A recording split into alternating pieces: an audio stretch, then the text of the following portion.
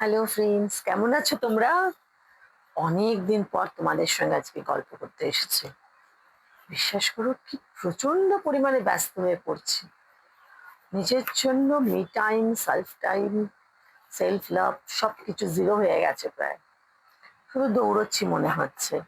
এই রবিবার গেল, আজকে টিউসডে শেষ। মানে প্রচন্ড, এই জুলাই মাস মনে হলো পড়লো, এর মধ্যে জুলাই মাস শেষ হয়ে যাচ্ছে।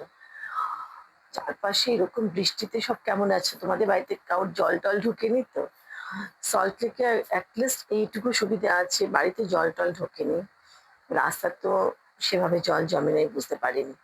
কিন্তু আমার অফিসে তো অনেকের বাড়িতেই জল ঢুকে গেছে, রাস্তায় কোমর অব্দি জল। জলে ভিজে ভিজে তাদের যেতে হচ্ছে। অনেক বছর বাদে হঠাৎ করে কলকাতায় আবার সেই রকম দেখছি জল জমে যাওয়া। বেশ মাঝখানে কয়েকটা বছর ঠিকঠাক ছিল। ওই আমাদের জন্যই হবে, আমরা প্লাস্টিক সব ফেলি, ময়লা সব ফেলি, জায়গার জিনিস জায়গা না ফেলা, এসব তো আমাদের আছেই। আর তাছাড়া গাফিলতি তো আছে। ঠিক করে যার যেটা কাজ সেটা তো আমরা করি না। সেটা তো আমরা প্রতি মুহূর্তেই দেখি। আমরা সবাই যদি নিজের কাজটুকু করি তাহলে কিন্তু এইসব সমস্যা হয় না। ভোগান্তি তো সত্যি। জল জমে যায়, নোংরা জলের মধ্যে দিয়ে পা মারিয়ে মারিয়ে অফিস করা, বাজার করা। কতদিন তুমি বাড়িতে এরকম উঠে বসে থাকবে? তো পসিবল হয় না। তারপরে হচ্ছে বর্ষা মানেই হচ্ছে একটু বৃষ্টি হলো, কবি কবিতা লিখছে বা রোমান্টিক ওয়েদার, খিচুড়ি খাচ্ছি, ভাজা খাচ্ছি, ইটস ওকে। কিন্তু এই যে একটা নিম্নচাপ চলছে কিছুদিন অন্তর অন্তর, তাতে কি হচ্ছে, প্রচন্ড পরিমাণে ডেঙ্গু বাড়ছে। আমি তো হসপিটালে যেহেতু কাজ করি, আমি সে দেখতে পাচ্ছি ডেঙ্গুর পরিমাণ বাড়ছে। তারপরে হচ্ছে প্রচন্ড ডিসেন্ট্রি প্রবলেম, প্রচন্ড হাই ফিভার, টাইফয়েড হচ্ছে খুব মারাত্মক। আর হচ্ছে প্রচন্ড লুজ মোশন, বমি। মানে এত টেম্পারেচার উঠছে যে মানে সত্যি ভয় পেয়ে যাওয়ার মতন অবস্থা। তো খুবই সাবধানে থাকার। বাইরে থেকে কিছু খেতে গেলেও এখন ভয়। খুব বড় রেস্টুরেন্ট ছাড়া খাওয়াই উচিত না, কারণ তাদের কিচেনের কি অবস্থা, কোথা থেকে জল আনছে। ম্যাক্সিমাম রাস্তায় যাদের দোকান থাকে তারা তো, জলটা একটা বড় প্রবলেম, কত জল তারা টানতে পারে। তাদের ইউজ অ্যান্ড থ্রো প্লেট হলে একরকম, মানে সত্যি কথা বর্ষাকালে কিন্তু এগুলো আমাদের প্রচন্ড পরিমাণে নজর রাখতে হবে। ঘরে ঘরে জ্বর, ঘরে ঘরে কল্যাণ কাফ নিউমোনিয়া পেশেন্ট, তারপরে টাইফয়েডের পেশেন্ট, প্রচন্ড ডিসেন্ট্রি হচ্ছে। তো এই জিনিসগুলো কিন্তু সত্যি একটু আমাদের বাচ্চাদের তো সাবধান করতে হবে, বড়দেরও সাবধান হতে হবে। ফুচকা খাওয়ার থেকে একটু বিরত থাকতে হবে। তার মাঝখানে দেখো প্রায় পুজোর উম, এসেই গেল। এত তাড়াতাড়ি এবার পুজো, আগস্ট মাসে তুমি দেখো গণেশ পুজো, মনসা পুজো, জন্মাষ্টমী, সব কিছু আগস্টে। আগস্ট মাস মানে সেপ্টেম্বরে পুজো শুরু। আর আগস্ট মাস থেকে সব দোকানপাট সানডেতেও খুলে যাবে সব। কিন্তু তার মাঝে এত শরীর খারাপ সবার, যে হসপিটালে প্রায় 92-93% অকুপেন্সি, বেড পাওয়া যাচ্ছে না, হাহাকার চলছে। সেই কারণে আমাদের সবাইকেই খুব নিজেকে সাবধানে রাখতে হবে। আম, এত বাইরে খাওয়ার আজকাল আমাদের সবারই উম, একটা প্রবণতা, এত ইচ্ছে বাইরের খাবার খাওয়ার। কিন্তু আমার মনে হয় পুজোতে ভালো করে ঘুরতে গেলে আমাদের সবাইকে নিজেদের সেলফ টেক কেয়ার করতে হবে। জলটা প্রচন্ড ভালোভাবে দেখতে হবে, যে কোনো জায়গায় জল খাওয়া যাবে না, হাত না ধুয়ে খাবার খাওয়া যাবে না, যে কোনো রেস্টুরেন্টে খাওয়া যাবে না। এগুলো কিন্তু সত্যি ভাববার বিষয়। আফটার কোভিড আমাদের তো প্রচন্ড ভাবেই দেখিয়ে দিয়েছে। উম, খাবারের থেকে অনেক অনেক জার্ম আসে।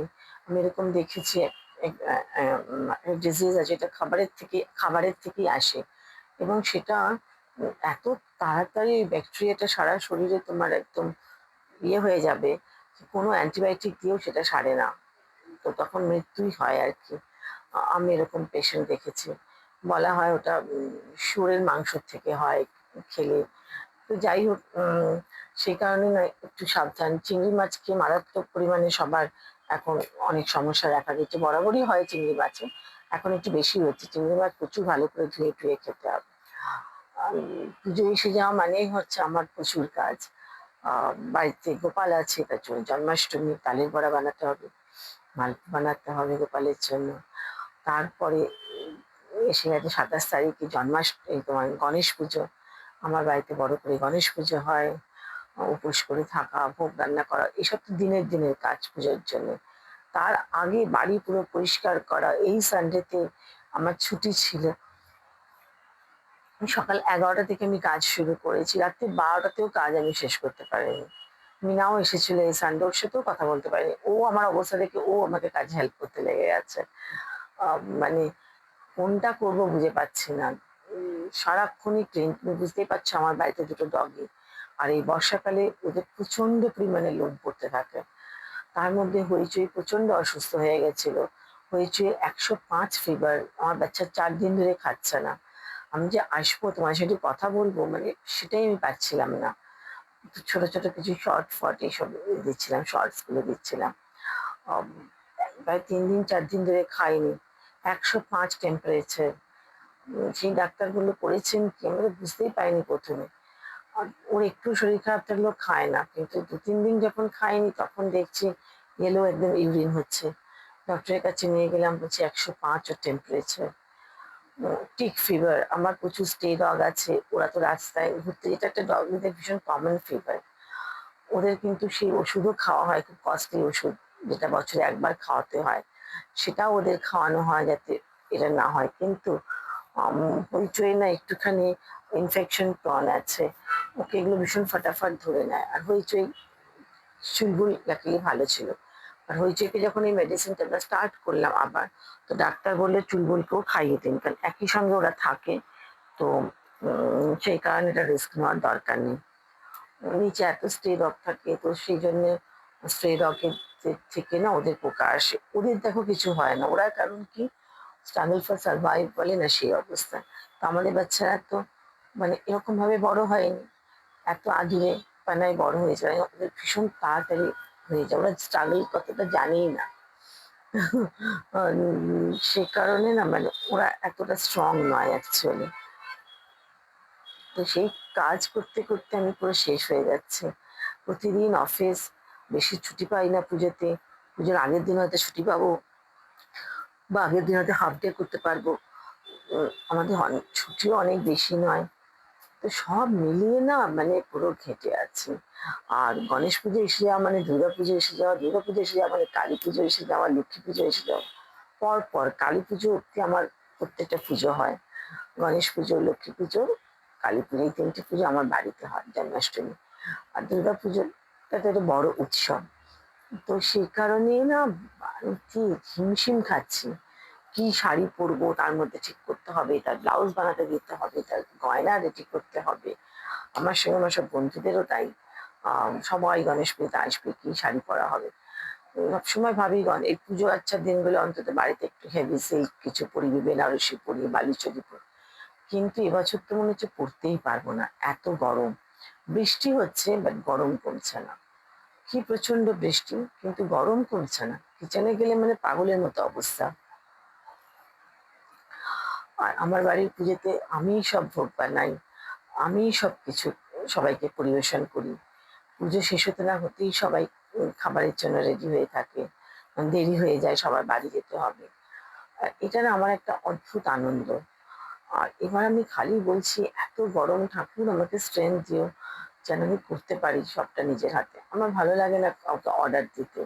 অনেকেই বলে বন্ধুরা, কেন নিজে এতটা করিস, তুই অর্ডার দিয়ে দে। বাট সম্ভব আমি না পারি না। একটা বার চেষ্টা করেছিলাম, বাট কেউ সেই খাবারই খাচ্ছে না, সেই ঠাকুরের ভোগটাই কিন্তু সবাই খাচ্ছে।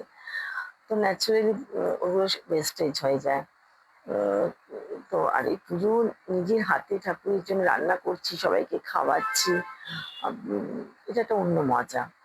আর গণেশ পুজো যে কেন আমি হঠাৎ করলাম, আমার এক বন্ধুর বাড়িতে গণেশ পুজোতে আমি গেছি, আমি আগেও হয়তো বলেছি। সেখানে আমার একটা আমি মানত করি, আর সেই মানতটা আমার হয়ে গেলেই বলেছেন ঠাকুর তোমাকে আমি বাড়িতে পুজো করবো। ব্যাস, সেই আমার পুজো। আর কালী পুজোরও কিন্তু কোনো সার্চ কোনো কিছু কারণ নেই, বলেছিলাম ঠাকুরকে এই বাড়িতেই থাকি, তাহলে তোমাকে পুজো করবো। তো সেই পুজো আমার শুরু। আমাদের যেহেতু মন্দির আছে নৈহাটিতে, অনেকবার বারণ করেছিল বাড়িতে পুজো আলাদা করে ঠাকুরকে না আনতে। কিন্তু আমার কি ওর মন চেয়েছিল বাবার ঘরে আমি পুজো করবো, মায়ের পুজো, আর গণেশ পুজো, লক্ষ্মী পুজো, সেই আমার চলে আসছে। আর যেন আমার যেদিনকে আমি কালী পুজো করি সেদিন আমার চাকরি অ্যাপোলোতে, 2016 আমি অ্যাপোলো জয়েন করে দিই, দ্যাট ওয়াজ দ্য কালী পুজো ছিল। আর সেই কারণে আমার মনে হয় এটা আমাকে মা দিয়েছে। আহ, আমার মাই আমার জন্য এই চাকরির ব্যবস্থা করে দিয়েছে। আমি অসম্ভব স্পিরিচুয়াল, অসম্ভব, মানে আমি নিজেকে পুরো ঠাকুরের পায়ে অর্পণ করে দিয়েছি। এটা আমি সবসময় ঠাকুরের কাছে বলি, সবাইকে ভালো রেখো, আর আমি নিজেকে তোমার পায়ের কাছে, আমাকে তুমি শুধু রেখে দিও। আর সবই আছে, সব পেয়ে গেছি গো। আর যে রেস্ট অফ মাই লাইফ সেটুকু যেন আমি ঠিকঠাক থাকতে পারি, যেন নিজের ট্রিটমেন্টের পয়সাটুকু, নিজের খাবার পয়সাটুকু, আর একটু লোকজনকে যেন দেখাশোনা করতে পারি, একটু যদি ঘুরতে পেলাম তো ভালো। মানে এই আমার চাওয়া। মানে সাংঘাতিক, আমাকে ইউরোপ ট্যুর যেতে হবে, আমার সুইজারল্যান্ড না গেলে চলবে না, আমার একটি শর্টের ঘড়ি পড়তে হবে, বা আমাকে অডি চড়তে হবে, এরকম কোনো শখ আমার আসার এবারে আমাকে ঋতুকুমার পড়তে হবে, এরকম নেই। আমার যদি কোনো 150 টাকা দামের কোনো টপও যদি রাস্তা থেকে পছন্দ হয়, গড়িয়াহাটের ফুটপাথ থেকে বা নিউ মার্কেট, আমি সেটাই ওখান থেকে পিক করি। বিকজ আমার মনে হয় স্টাইল, ফ্যাশন এগুলো ব্র্যান্ডের উপর ডিপেন্ড করে না, এগুলো হাউ টু ক্যারি, তোমাকে কোনটা স্যুট করছে, তোমায় কোনটা কিভাবে ক্যারি করছো, সেটাই হচ্ছে মেইন থিং। তোমার পার্সোনালিটির সঙ্গে, অনেকে আছে পার্সোনালিটিটা কিরকম না বুঝে যা পায় তাই পরে নেয়, যা যেমন নিজের শরীর না বুঝে খায়, ঠিক সেরকমই, সেগুলো খুব বাজে দেখতে লাগে, কিছুটা জোকারি আমার মনে হয়। বাট তোমাকে এখন এত রকমের ভ্যারাইটি অফ ড্রেসেস এখন আছে না, যে তুমি তার থেকে একটু কাস্টমাইজ করে, একটু নিজের মতো করে কিন্তু পরলে তোমাকে ভালো লাগবে দেখতে। তো আমি সবসময় দেখেছি মোটা মানুষ যারা একটু, তারা ট্রাউজার জিন্স না পরার কোনো কারণ নেই, খুব সুন্দর সুন্দর ফিটিংস লুজ টপ বেরিয়ে গেছে, খুবই সুন্দর শার্ট বেরিয়েছে, খুব ভালো লাগে দেখতে। আর যারা স্কিনি তাদের তো কোনো কথাই নেই, শাড়িতেও ভীষণ সুন্দর লাগে এক একজন মোটা কাউকে। আহ, ব্যাপারটা হচ্ছে তোমার ব্যক্তিত্ব, মোটা রোগা এসব কোনো কিছু না, তোমার ব্যক্তিত্বটাই তোমার আসল পরিচয়। তুমি তোমার ব্যক্তিত্ব অনুযায়ী তুমি নিজে সাজো, অন্যকে নকল না করে। আহ, আজকে ও হাফ প্যান্ট পরছে মানে আমাকেও শর্টস পরতে হবে, এটা করো না। তুমি হয়তো বাড়িতে নাইটি পরতে, তুমি ও একটা শর্টস পরছে, তোমার কোনো বন্ধু বাড়িতে দেখলে তোমাকে সেটাই পরতে হবে। বা ও একটা কোনো কিছু আহ, যেখানে ক্লিভেজ ফ্লন্ট হচ্ছে, তোমাকে ওরকম পড়তে হবে, এবার তুমি কিন্তু সেটাকে ক্যারি করতে পারছো না, ভীষণ আনইজি, ডিসকমফোর্ট, তাহলে তুমি ডোন্ট ডু ইট। যে যেটা পারে সেটা করো। বন্ধ গলা, কলার বলা, হাইনেক ভীষণ সুন্দর লাগে পরলে শাড়ি, এরকম নয় কেউ ডিপ কাটে স্বচ্ছন্দ, কেউ নয়, যে যেটা আমি বলছি, কেউ সালোয়ার কামিজে স্বচ্ছন্দ, তো তুমি সেটাই পরো, তোমাকে হঠাৎ করে একটা স্কার্ট ব্লাউজ পরতে হবে কেন? আম, কোনো দরকার হয় না। ব্যক্তিত্বটাকে, নিজের ব্যক্তিত্বটাকে যদি তুমি বুঝতে পারো, আহ, তাহলে দেখবে সবকিছু ঠিক লাগবে। আহ, যে কোনো উপায়ে কাউকে কপি করাটা আমার মনে হয়, কারো থেকে তুমি ইন্সপায়ার্ড হতে পারো, বাট ডোন্ট কপি। আর আরেকটা হচ্ছে, কাউকে জাজ করাটাও সবসময় ঠিক না। অ্যাকচুয়ালি আমরা এটা বলতে পারি ওটা করছে, এটা ঠিক না, বা উম, এটা ওকে মানাচ্ছে না, আমরা এরকম বলেই থাকি, আমরা করেই থাকি। কিন্তু ও কোন সিচুয়েশনে এটা করছে সেটা হয়তো আমি জানি না, বা সেই সে সেই সিচুয়েশনে আমি পড়লে আমি কিভাবে ট্যাকেল করবো প্রবলেমটা, সেটাও হয়তো আমি জানি না। তো সে কারণে জাজ করা খুব ডিফিকাল্ট। কিন্তু কিছু মানুষ আবার আছে যারা কি করে, উম, তোমাকে একরকম বলছে, আরেকজনকে আরেক রকম বলছিস, তাকে আরেক রকম বলছে। আহ, এটা গ্রুপে বলো, অফিসে বলো, সব জায়গায় থাকে, ফ্যামিলির মধ্যে থাকে, সেটা কিন্তু খুব খারাপ। বিকজ একদিন না একদিন না তোমাকে সবাই মার্ক করে ফেলবে। তো সেই কারণে উম, এগুলো না করাই ভালো। হেলদি রিলেশনশিপ, হেলদি টপিকস, এগুলোই সব থেকে ভালো। কারোর পাশে গিয়ে তুমি যদি ওকে হেল্প না করতে পারো, তো দূর থেকে তার সমালোচনা না করাই বেটার, মাই অপিনিয়ন। তো যাই যেটা বলছেন, তো সেই পুজো এসে গেছে এখন। শাড়ি কি কি পরবো, কবে কোনটা, দুটো করে তো শাড়ি পাল্টে লাগবেই। তার মানে দেখো 10টা শাড়ি লাগবে। এবছর আমি আর কিছু শাড়ি কিনবো না ঠিক করেছি, মানে এটাই মনে হচ্ছে, বিকজ অফিসে এখন ইউনিফর্ম পরে যেতে হয়। তোমরা দেখেছো আমার ইউনিফর্ম পরার ছবি। আর তো আগে রেগুলার শাড়ি পরতাম বা সালোয়ার কামিজ পরতাম, তো সেগুলো কিনতাম অনেক। আজকাল যখন বেরোই তখন কি এতটাও সময় থাকে না, কোথাও একটা যাচ্ছি কোনো ইনভিটেশন, কোনো নাটক দেখতে, কোনো কিছু দেখতে, নন্দনে কোথাও কোনো, তখন আমি হয়তো শাড়ি পরলাম। বাট হঠাৎ আমি সিটি সেন্টার যাচ্ছি 1 ঘন্টার জন্য, আমি কিন্তু শাড়ি পরি না।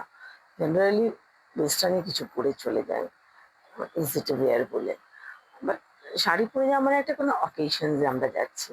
কিন্তু বিশ্বাস করো এত শাড়ি আছে, আমি জানি না এত অকেশন আমার লাইফে আসবে কিনা। তো এখন আমার মনে হচ্ছে শাড়ি কেনাটা এবার প্রেস্টিজের মানি হয়ে যাচ্ছে। তো এখন সালোয়ার কামিজ, কুর্তা কেনা, এসব আমার কাছে তাই এখন মনে হচ্ছে। অনেক কটা নতুন পড়ে আছে, এগুলো ওসব দিয়েই পুজোতে আমি চালাবো। আর গণেশ পুজোতে আমি কি পরবো ভাবছি, একটা ঘাগরা আছে, ঘাগরা পরতে পারি, বা শাড়ি পরতে পারি। অনেক কটা শাড়ি মুর্শিদাবাদ যখন গেছিলাম তখন ওখানে গরদ কিনেছিলাম, কালার গরদ। তারপরে তাসার কিনেছিলাম লাস্ট ইয়ারে আমি এখান থেকে। খুব সুন্দর সুন্দর কতগুলো শাড়ি আছে, তোমাদের একদিন দেখাবো আমার শাড়ি কালেকশনস, মানে পুজোর শাড়ি কালেকশনস। একটুখানি আমি আগে সবকিছু একটু ঠিকঠাক করে নিই। অফিসেও ভীষণ কাজের প্রেশার, বাড়িতেও প্রেশার, আমি একদম পাগল। তার মধ্যে যে সময় করে বসে তোমার সাথে গল্প করবো সেটাই হয় না। লাইফে প্রত্যেকটা মানুষের না একটা সে তুমি লিখে রাখো, মাথায় রাখো, একটা প্ল্যান থাকা উচিত। উম, সব প্ল্যান বলো, তোমার স্বপ্ন বলো, তোমার ডিউটি বলো, লিখে রাখো যে এই এই জিনিসগুলো আমাকে কমপ্লিট করতে হবে। আর বিকজ আমার হাতে মোটামুটি তুমি ধরে নাও আর এতটুকু টাইম আছে। চাকরি জীবন কতটুকু আছে, চাকরি জীবন ছাড়া কতটুকু আছে। তো সেই কারণে তুমি যদি সেইটা করতে করো, তাহলে তুমি বুঝতে পারবে। কিন্তু একটা উইদাউট কোনো এইম, উইদাউট কোনো প্ল্যান তুমি তোমার লাইফে তুমি চলতে পারো না। তাহলে একটা সময় গিয়ে তুমি দেখবে তোমার লাইফটা পুরো ঘেটে হয়ে গেছে। তো আমি কিন্তু খুব ছোট থেকে খুব plan, I am not calculative, আমি কিন্তু প্ল্যান করি যে আমার লাইফের ফার্স্ট প্রায়োরিটি কি। ছোটবেলা থেকে আমার লাইফের ফার্স্ট প্রায়োরিটি ছিল জব। কোনো রকম সিচুয়েশনে, কোনো রকম, সব রকম কম্প্রোমাইজ করবো, জবের সাথে না। যে রকমই আমাকে যে যতই খাটাক, বাড়িতে যে যতই আমার উপর টর্চার করুক, অফিস আমি ঠিক সময় যাব। চাকরি আমি ছাড়বো না, কোনো অবস্থাতেই নয়। এটা আমার লাইফের ফার্স্ট প্রায়োরিটি ছিল। আচ্ছা, আমার লাইফের সেকেন্ড প্রায়োরিটি কি ছিল? নিজের নামে মাথা গোঁজার ঠাঁই করবো, যাতে আমাকে কেউ না বলতে পারে এটা আমার বাড়ি, তোমাকে বের করে দিচ্ছি বাড়ি, তুমি চলে যাও। এসব আমি বহু শুনেছি লাইফে। তো সেটা একটা ছিল। থার্ড প্রায়োরিটি হচ্ছে আমার লাইফে কিছু নিজের ভবিষ্যতের জন্য আহ, কিছু পয়সা কড়ি করা, যেটা আমাকে আমার আফটার রিটায়ারমেন্ট বা আমার বৃদ্ধ বয়সে আমাকে দেখভাল করতে সাহায্য করবে। তোমাকে বিনা পয়সায় দেখবে না, সাহায্য করবে। তার জন্য তুমি দেখো আমি এখন পারি বলে আমি কোনো মেড রাখি না। I do my everything own. কাউকে দিয়ে আমি কোনো কাজ করাই না, সব নিজে করি। সে সুইপার থেকে বলো, সে বাসন মাজা বলো, সে ঘর মোছা করা বলো, সে রান্না করা বলো, এভরিথিং। ঠিক আছে। উম, তো আমি চাই সেভ মানি।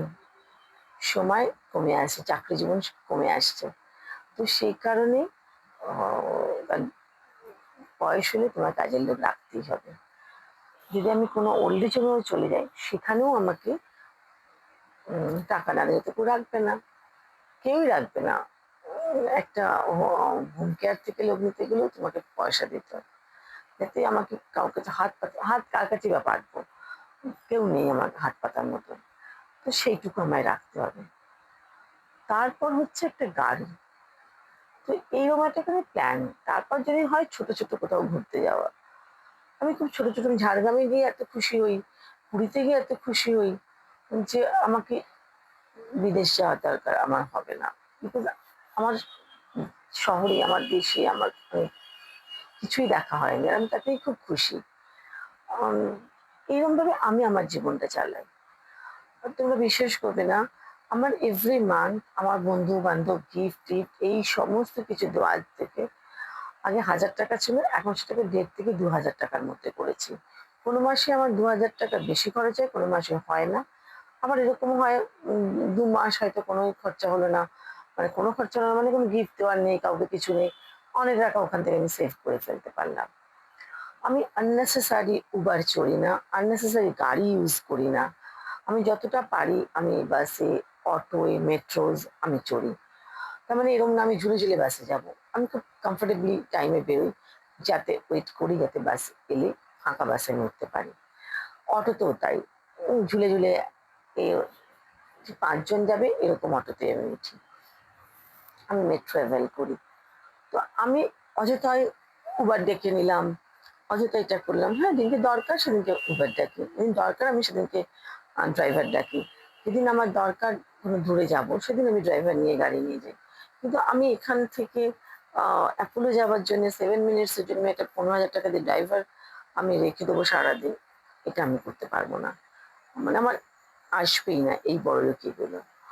আমি প্রচুর হাঁটি। আমি যোগা ক্লাস যাই, যেদিনকে বাড়ির থেকে আমি হেঁটে হেঁটে যাই, হেঁটে হেঁটে ফিরি। আইসার মানে আর আমি হাঁটতে ভালোবাসি। এরকম না তো 20 টাকা, 20 টাকা তো অনেক একটা সময় তোমার মনে হবে। আর যেটা 20 টাকা 5 দিন তুমি সেটাকে জমালে 100 টাকা হয়ে যায়। কে তোমায় দেবে 100 টাকা বলো তো? তো এটা হচ্ছে আমার লাইফের আদর্শ, এটা হচ্ছে আমার লাইফের। আমি অযথা ব্র্যান্ডেড খুব দামি দামি একটা লিপস্টিক ইউজ করি না, ম্যাক এই তাই আমি করি না। Because I am very comfortable and Lakme, Maybelline, এখন ইনসাইড বলে একটা লিপস্টিক লাগাচ্ছি, ভীষণ ভালো। আম, আমি খুব কসমেটিক্সের পেছনে আমি নাইট ক্রিম লাগাই ফ্যাব ইন্ডিয়া, 400 টাকা দাম। আচ্ছা, মানে আমি তোমাদের কাজল লাগাই 99 রুপিস, 100 রুপিস। আমি পারফিউমও তোমায় বলছি, বডি স্প্রে বলছি। এরকম না যে আমাকে এটা প্রচন্ড ব্র্যান্ড কনসিয়াস। আমি জানি আমার ইনকাম, আমি জানি আমার কতটুকু ক্ষমতা, আমি তার মধ্যেই চালাবো, বেশিও না কমও না। সব বলে দিলাম তোমাদের আজকে। জীবনটাকে একটু ব্যালেন্স হতে হবে। অযথা ক্রেডিট কার্ড ইউজ করা বন্ধ করতে হবে, পারলে ক্রেডিট কার্ড ছেড়ে দিতে হবে। ডেবিট কার্ড ইউজ করো, যেটুকু আছে ব্যাংকে ওইটুকুর মধ্যে চালাও। ক্রেডিট কার্ড মানুষকে শেষ করে দিচ্ছে, ফ্যামিলি রুইন করে দিচ্ছে। আমার নেই ব্যাংকে, আমি করবো না। অযথা 10খানা ব্যাংক অ্যাকাউন্ট করে রাখছো, আরে লাউঞ্জে খাবার জন্য আমি একটা ক্রেডিট কার্ড করছি, সবকিছু বাড়ির ক্রেডিট কার্ডে। যারা পারে তারা ওকে, আমি পারবো না তাই আমি করি না।